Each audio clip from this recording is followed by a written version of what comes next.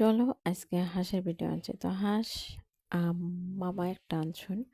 তো ওই হাঁস কেমন রান্ধম, কিভাবে কি করুম না করুম সবই আপনার লগে শেয়ার করবো। তো চলেন আগে হাঁসের জায়গা। তো হাঁসটা এত বড় না, কিন্তু মাঝারি সাইজ আসলো। তো এটার কুটে বাচ্চা দই হয়ে লইছি, কিন্তু এটার চামড়া লই নাই। কারণ চামড়া এটা ফ্রিজের ভিতরে ঢুকাই রাখছি। কারণ চামড়ার মধ্যে অনেক পশম, এই পশম বাঁচতে বাঁচতে তো আর কেমন লাগতো না। তারপরে যেমন ধরুন হাঁসটা কি তো জানি চামড়াটা ফ্রিজে রেখে দিছি। হাঁসটা চিল্লা কাটতে উঠে লয়ে দিছি দই, আর এখানে দিয়ে দিছি হলুদ মরিচ, ধনিয়া গুঁড়া, জিরার গুঁড়া, জয়ফল জুতুকের গুঁড়া, তারপরে হচ্ছে তেজপাতা আর কি জানি দিলাম, ওইগুলা দিয়া এটা রেখে দিছি। এর পাশাপাশি যেমন ধরেন আমার পেঁয়াজ লাগবে, তো ওই পেঁয়াজটা আমি সুন্দর করে গরম তেলের মধ্যে ছেড়ে দিছি। এটা এখন আমি একটু লাল করে ভাজম। আমি সব মাংসতেই যেমন ধরুন পেঁয়াজটা বাদামি কালার করে দিই, তাহলে মাংসটা খাইতে আর কি টেস্ট হয় আর কি মজা লাগে।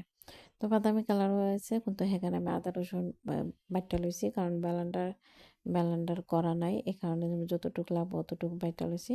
তো এখানে আমি আদা রসুন দিয়া ভালোটিকে এটারে কষাইতেছি, মানে লাড়াচাড়া দিতেছি। এর মধ্যে ওই আঁশটা আছে না, আঁশটা যেটা রেডি করে তুলছিলাম, ওই আঁশটা আমি এখানে ডাইলা দিছি। ডাইলা দেওয়ার বাদে এখন আমি আর কিছু করবো না। এটার মধ্যে পানিও আমি খুব পরিমাণ কম দিছি, পানি এত দেওয়া লাগছে না। তো এখানে এখন এটা খুব ভালো টিকে লাড়া দিব। তো এখানে আমি মরিচ দিই নাই, আমি আগেই করতেছি আমি মাংসের মধ্যে মরিচ খুব পরে দিই। আমি সব ভিডিওতে এই কথা কই, মাংসের মধ্যে মরিচ পরে দিই, কারণ মরিচ দিলে আর কি কষানি যায় না, এই কারণে।